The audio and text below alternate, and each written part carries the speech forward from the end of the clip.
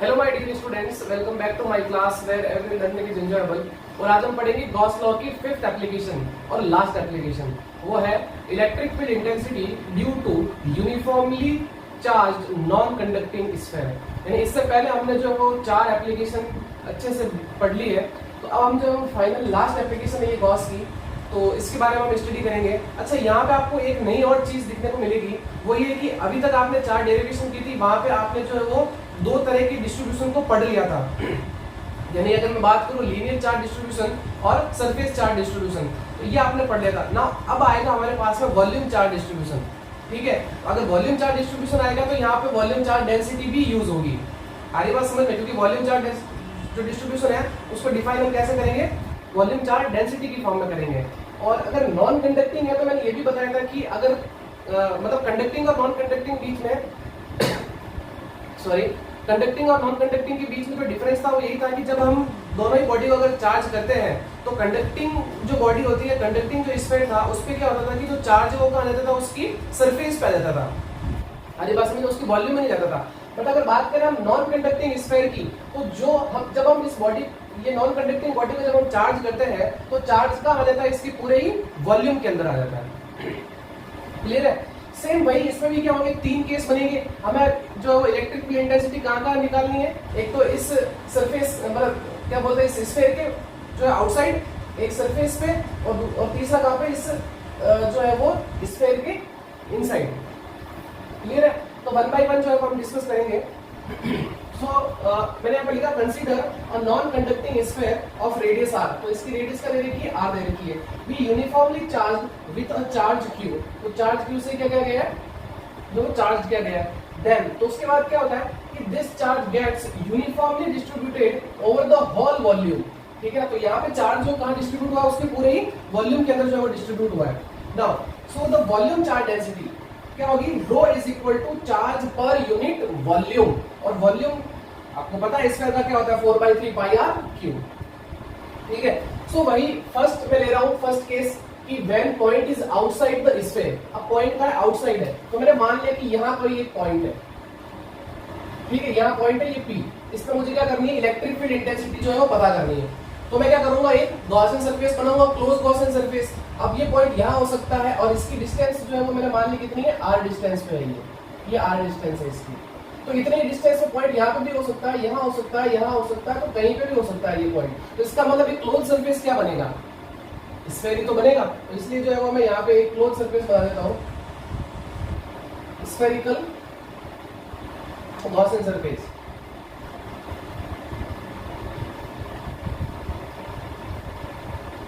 तो ये मेरे पास में क्लोज सरफेस बन गया। ठीक है, अब वही अगर मुझे इलेक्ट्रिक फील्ड पता करनी है तो यहाँ पे मैं लगाऊंगा Gauss law. So applying Gauss law.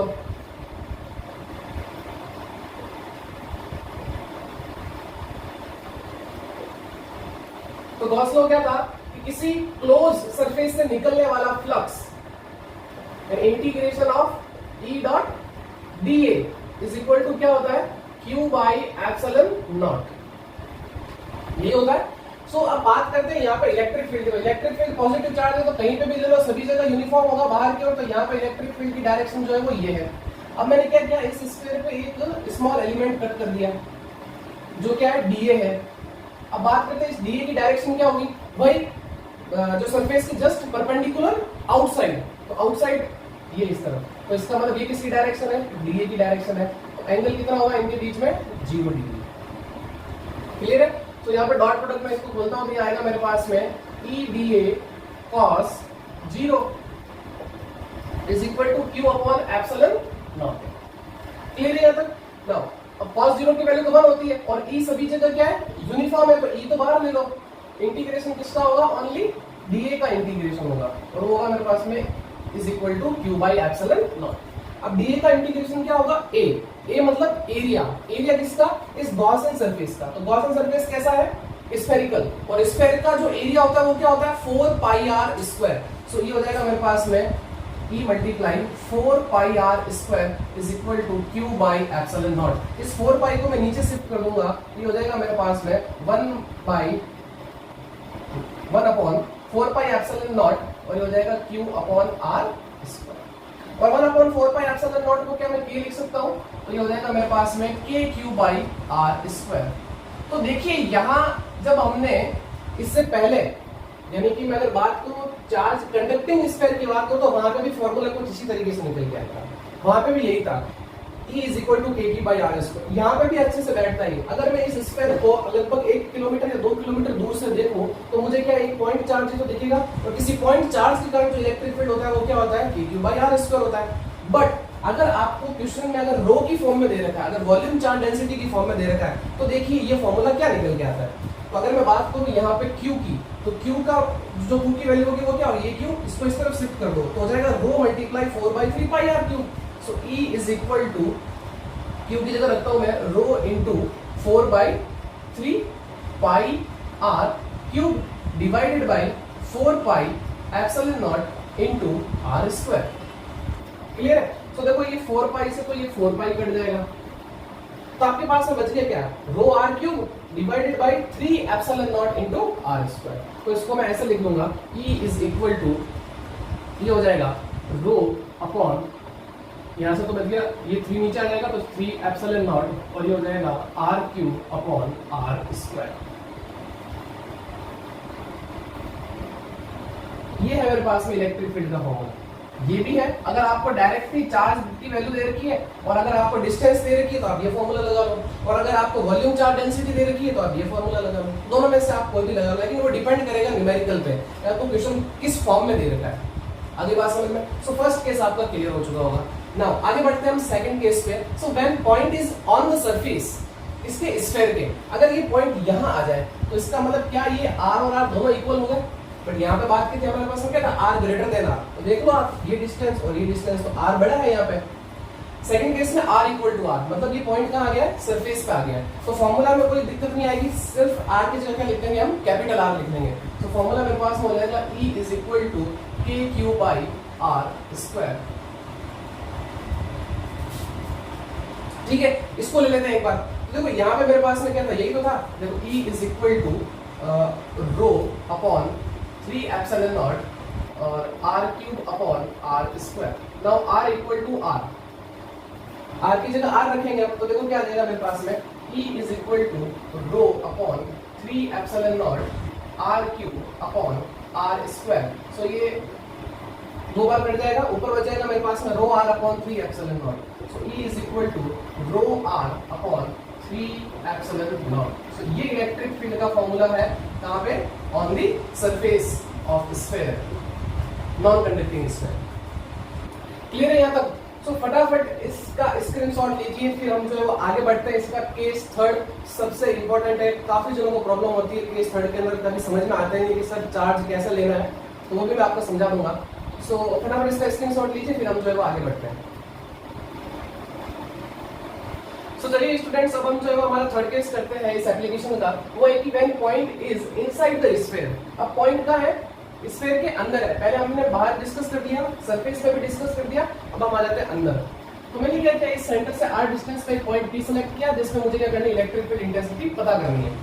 सो इसके लिए मैंने क्या किया, एक क्लोज गॉसियन सरफेस बना दिया अंदर। आगे बात समझ में, इमेजिनरी गॉसियन सरफेस बना दिया, और ये भी क्या बनेगा, एक स्फीयर ही बनेगा। ठीक, क्योंकि ये पॉइंट यहाँ इतनी दूरी पर है, तो यहाँ पे भी हो सकता है, यहाँ पे भी हो सकता है, यहाँ पे भी हो सकता है, कहीं पे भी हो सकता है। क्लियर? सो अब बात करेंगे कि यहाँ पे जो है वो चार्ज क्या होगा, क्योंकि यहाँ पे चार्ज की दिक्कत आएगी। यानी जब हम जो है वो कंडक्टिंग स्फीयर की बात की थी, तो यहाँ पे हमने क्या लिया था, इलेक्ट्रिक फील्ड 0 आया था। क्यों? क्योंकि किसी भी कंडक्टर के अंदर चार्ज क्या होता है, 0 होता है। तो चार्ज 0 होता है, इलेक्ट्रिक फील्ड भी नहीं होती, तो इलेक्ट्रिक फील्ड भी क्या हुई थी, वहां पे 0 हुई थी। ये कब होता है, अंडर इलेक्ट्रोस्टैटिक कंडीशन। सो यहाँ पे कुछ तो चार्ज है, लेकिन अगर बात करूं मैं इस पूरे ही बॉडी पे, तो इस पूरे ही बॉडी पे तो चार्ज क्या है, क्यू है। बट अगर बात करूंगा मैं इस इतने से ही सरफेस की, तो उसमें चार्ज क्या होगा, क्यू डैश होगा। ये ध्यान रखना, ये गड़बड़ आप करोगे।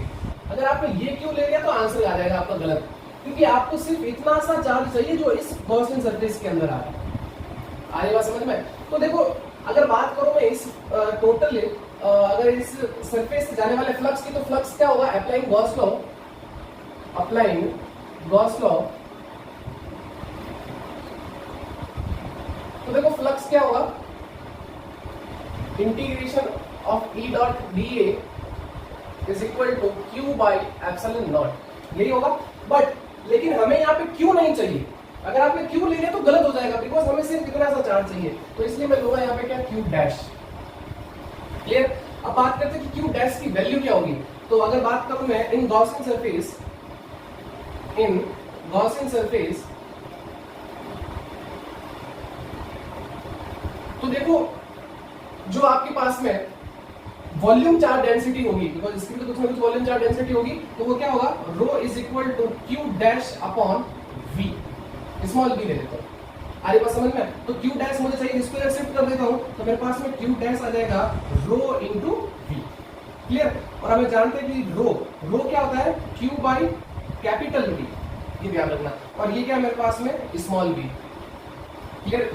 ये रो क्या है मेरे पास में, पूरे ही स्फीयर का ध्यान रखना, वॉल्यूम चार्ज डेंसिटी।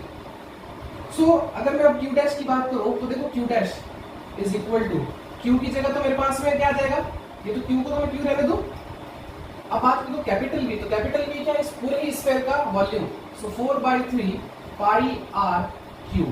और इस स्मॉल वी यानी इस स्फीयर का वॉल्यूम, आगे बात समझ में, तो वो मेरे पास में होगा 4/3 पाई आर क्यू। सो देखो ये 4/3 से कट जाएगा, पाई से पाई भी कैंसिल आउट हो जाएगा। तो जो आपके पास में क्यू डैश निकल के आएगा वो होगा मेरे पास में Q R Q divided by capital R Q. ये है मेरे पास में क्यू डैश। अगली बात समझ में, आप यहाँ पे क्यू नहीं ले सकते हैं।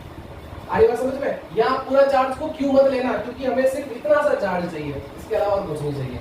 ठीक है। सो अब यहाँ पे आ जाता है। अब बात करते हैं इलेक्ट्रिक फील्ड की डायरेक्शन, तो इलेक्ट्रिक फील्ड इधर ही होगा।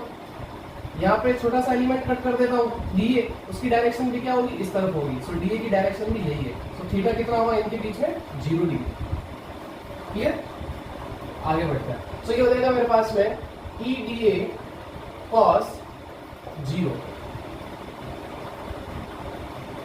इज इक्वल टू, ये वैल्यू रख लेता हूँ यहाँ पे क्यू डैश की, so Q R Q upon epsilon naught capital R cube. ठीक है यहाँ तक। चलिए अब ई तो बाहर आ जाएगा, बिकॉज यूनिफॉर्म है सभी जगह, इंटीग्रेशन ऑफ डी। ठीक। cos 0 1 हो जाएगा, so Q R Q divided by epsilon naught capital R cube. So DA का इंटीग्रेशन ए मतलब एरिया किसका, इस क्लोज सरफेस का। और ये क्लोज सरफेस कैसा है, स्फेरिकल, और स्फेयर का एरिया होता है 4 pi R square. This is 4 pi R square. So Q R Q divided by epsilon naught capital R cube. So देखो ये आर स्क्वायर से ये 2 टाइम्स कट जाएगा, 1 बचेगा, है ना, मतलब पावर 1 बचेगी। ई इज इक्वल टू, ये हो जाएगा, इस 4 पाई एप्सिलॉन नॉट को नीचे शिफ्ट कर देता हूँ, तो ये हो जाएगा 1/4 पाई एप्सिलॉन नॉट। ठीक। और यहां से क्या बच गया मेरे पास में, Q R upon R cube. तो इसको हम ऐसे लिख लो, E is equal to K Q R upon R cube. सही है। क्लियर। अच्छा यहाँ पे मैं एक चीज, इसको मैं इधर लिख देता हूँ, यहाँ लिख लेता हूँ, यहाँ लिख लेता हूँ, E is equal to K Q R upon R cube. अच्छा यहाँ से ये पता चल गया कि E is proportional to R, यानी अंदर क्या है, देखो बड़ा ही मजेदार रिजल्ट है। अंदर क्या है, E is proportional to R, यानी अगर R बढ़ेगा तो इलेक्ट्रिक फील्ड भी क्या होगा, बढ़ेगा। ये ध्यान रखना, आप खुद देख लीजिए। यहाँ पे चार्ज कम होगा, जैसे जैसे आप दूर जाओगे चार्ज बढ़ रहा है, चार्ज बढ़ रहा है तो इलेक्ट्रिक फील्ड भी क्या होगा, बढ़ेगा। क्लियर है। सो इसको जो है मैं रो की फॉर्म में लिखता हूँ। ठीक है। तो क्या मैं इस क्यू की जगह मैं ये लिख सकता हूँ, कहाँ गया, आपको पता है ना क्यू क्या होता है, rho is equal to Q by V. So Q is equal to हो जाएगा मेरे पास में रो इंटू वी, और वी क्या है मेरे पास में 4/3 pi R cube. Clear. So ये वैल्यू जो है वो मैं यहाँ रख देता हूँ इसके अंदर। So E is equal to, ये हो जाएगा मेरे पास में rho into 4/3 pi R cube multiply R divided by 4 pi epsilon naught into R cube. So देखो आर क्यूब से तो आर क्यूब कैंसिल आउट, ये 4 पाई से ये 4 पाई भी कैंसिल आउट, तो आपके पास में अब क्या बच गया, E is equal to rho R upon ये 3 और epsilon naught, so 3 epsilon. So यहां से भी आपको पता चल रहा है कि E is directly proportional to R। Clear है? सो ये था अपने पास में electric field when point is inside the sphere. आगे बात समझ, काफी इंपॉर्टेंट डेरिवेशन है, तो आप इसको 2-3 बार प्रैक्टिस करोगे तो हो जाएगा, डरने वाली बात नहीं है, बहुत इजी। ठीक, अब बात करते हैं इसकी ग्राफ की। इसकी ग्राफ की बात कर लेते हैं। सो ग्राफ के लिए मेरा माइक निकल गया, सही कर लेते हैं। ओके, तो बात करते हैं इसकी ग्राफ की। तो देखो ग्राफ के लिए यहां रहेगा मेरे पास में आउटसाइड ये सरफेस पे, और ये मेरे पास में इनसाइड, इस तरीके से वापस इनसाइड सरफेस पे और आउटसाइड। क्लियर है ना? तो अब चलते हैं आगे कि जो आउटसाइड था वो फॉर्मूला क्या था। आउटसाइड के लिए जो मेरे पास में फॉर्मूला आया था वो यही तो था, E out is equal to K Q by R square। R square नीचे ही तो था, आगे बात समझ में। या बोल सकते हैं कि जो एक फॉर्मूला और आया था rho upon 3 epsilon not R cube upon R square, वो भी तो था। वहां पे भी क्या था, E is inversely proportional to the square of the distance। यही था आउटसाइड, ये आउटसाइड मेरे पास में। तो इसका मतलब आउटसाइड में क्या है कि जो वैल्यू है इलेक्ट्रिक फील्ड की वो क्या हो रही है, डिस्टेंस के स्क्वायर टाइम में कम हो रही है। क्लियर? अब आया था सरफेस पे, तो सरफेस पे तो मेरे पास में R स्क्वायर था, ये पूरा मेरे पास में सरफेस पे, तो ये मेरे पास में यहाँ हुआ। अब इनसाइड बात करें तो E is directly proportional to R, मतलब E के बढ़ने पे, मतलब सॉरी R के बढ़ने पे जो है वो E भी बढ़ रहा है। तो जैसे जैसे R बढ़ रहा है E भी बढ़ रहा है। तो इसका मतलब ये ग्राफ जो है कुछ इस तरीके से, ये देखो R बढ़ रहा है तो E की वैल्यू भी देखो बढ़ रही है ना? इस तरीके से यहाँ पे भी सेम ऐसे ही होगा। ये है ग्राफ, आगे बात समझ में। तो ग्राफ भी जो है वो एग्जाम में कभी कभी पूछे जाते हैं 1 मार्क्स के अंदर। सो फटाफट इसको नोट करिए, फिर हम जो है वो एक एग्जाम्पल करते हैं, फिर हमारी क्लास को जो है खत्म करते हैं। सो नोट करो, फटाफट स्क्रीनशॉट लीजिए। तो चलिए स्टूडेंट्स, हम जो है वो अभी जो हमने लास्ट एप्लीकेशन पढ़ी उससे रिलेटेड जो है हम एग्जांपल करते हैं।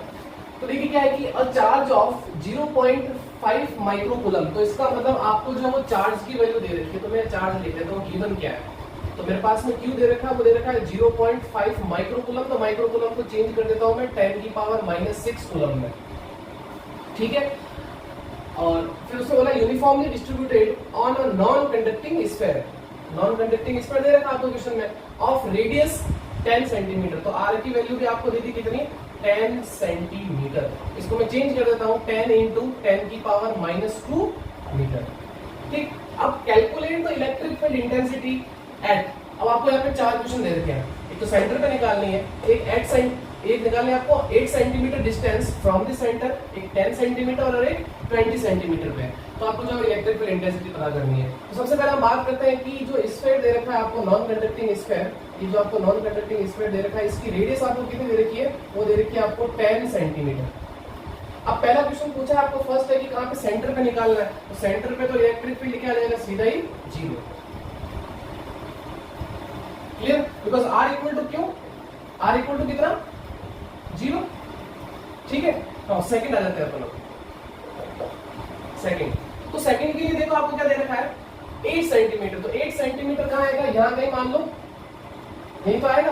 तो यहाँ पे क्या करना, आपको इलेक्ट्रिक फील्ड पता करनी है। तो इसके लिए अपन ने फॉर्मूला निकाला था, E is equal to KQR upon R cube. निकाला था ना ये फॉर्मूला। अब देखो कौन सा फॉर्मूला यूज करना है, दो लिखवा दिए थे। तो देखो अगर आपको रो दे रखा होता, यानी वॉल्यूम चार्ज डेंसिटी दे रखी होती, तो हम वो फॉर्मूला यूज करते हैं। अरे बात समझ में? लेकिन हमें तो यहाँ पे डिस्टेंस में चार्ज दे रखा डायरेक्ट, तो हम डायरेक्टली ये फॉर्मूला यूज करेंगे। तो करना कुछ नहीं, आपको वैल्यू रख दो। अब सब ये हो जाएगा 9 × 10⁻⁹। Q की वैल्यू रख दो 0.5 × 10⁻⁻6। अब R कितना दे रखा है आपको, 8 सेंटीमीटर। तो 8 को चेंज कर दो इसको मीटर में, तो 8 × 10⁻⁻2 divided by R cube. R कितना दे रखा है आपको, 10 × 10⁻⁻2 का क्यूब। इसको सॉल्व करना है। जब इसको सॉल्व करोगे तो आपके पास में आंसर निकल के आएगा 3.6 × 10⁵ वोल्ट पर मीटर। ठीक है, नाउ थर्ड क्वेश्चन। थर्ड क्या बोल रहा है, कहां पे निकाला, 10 सेंटीमीटर पे। R इक्वल टू कितना दे रखा है, 10 सेंटीमीटर। इसको चेंज कर दो 10 × 10⁻⁻2 मीटर। अब 10 सेंटीमीटर, तो इसका मतलब पॉइंट कहां पे आ गया, सरफेस पे जब पॉइंट आ चुका है तो फॉर्मूला सीधा ही अपने पास में E is equal to KQ by R square, ये तो लगाएंगे। अब भाई वैल्यूज रखो आप सभी, 9 इंटू 10 की पावर 9, Q की वैल्यू 0.5 इंटू 10 की power -6 divided by R square. So R आपको दे देगा कितना, ये हो जाएगा कितना, 10 की पावर -1 कर दे का होल स्क्वायर, इसको सॉल्व कर दो ना, पावर ऐड कर दो, ये हो जाएगा 1 - 2 तो -1। तो जब आप इसको सॉल्व करोगे तो आपका आंसर आएगा 4.5 इंटू 10 की पावर 5 वोल्ट पर मीटर। आप सॉल्व करना इसको जरूर, ठीक है ना, आप खुद से सॉल्व करके जो आंसर निकालना। Fourth, R is equal to कितना, 20 सेंटीमीटर, 20 इंटू 10 की पावर -2 मीटर। यहाँ पे इलेक्ट्रिक फील्ड पता करना। अब पॉइंट कहाँ आ चुका, देखो 10 सेंटीमीटर का तो क्या रेडियस का स्क्वायर है, 20 का आएगा, मतलब कहीं तो बाहर आएगा ना, यहाँ पे मान लेते चलो। तो बाहर के लिए फॉर्मूला क्या था, E is equal to KQ by small r square. क्या फर्क पड़ता है, वैल्यूज रखो सभी अब, 0.5 इंटू 10 की पावर -6 डिवाइडेड बाई 20 इंटू 10 की पावर -2 का होल स्क्वायर। और जब आप इसको सॉल्व करोगे तो आंसर आएगा आपके पास में 1.125 इंटू 10 की पावर 5 वोल्ट पर मीटर। सो ये सारे केस थे और इससे रिलेटेड हमने जो है वो क्वेश्चंस भी कर लिया। अब आप जो है वो इसकी प्रैक्टिस करना, फिर जो है वो हम आगे बढ़ेंगे। तो आई होप आपको आज का लेक्चर बहुत अच्छे से समझ में आया होगा। सो मिलते हैं नेक्स्ट वीडियो में, वहां पे हम डिस्कस करेंगे कि किसी भी कंडक्टर की सरफेस पे कितना फोर्स और प्रेशर होता है। उसके आगे भी हम जो है वो दो छोटी छोटी डेरिवेशन है वो भी करेंगे, यानी हम जो है वो एनर्जी पर यूनिट वॉल्यूम भी निकालेंगे, सोप बबल का इक्विलिब्रियम भी समझेंगे। तो बस आज के लेक्चर में बस इतना ही, मिलते हैं नेक्स्ट वीडियो में। तब तक हंसते रहिए, मुस्कुराते रहिए और चैनल को ज्यादा से ज्यादा लाइक करिए, शेयर करिए और सब्सक्राइब करिए। लाइक तो जरूर करिए, ठीक है। तो मिलते हैं नेक्स्ट वीडियो में, तब तक गुड बाय।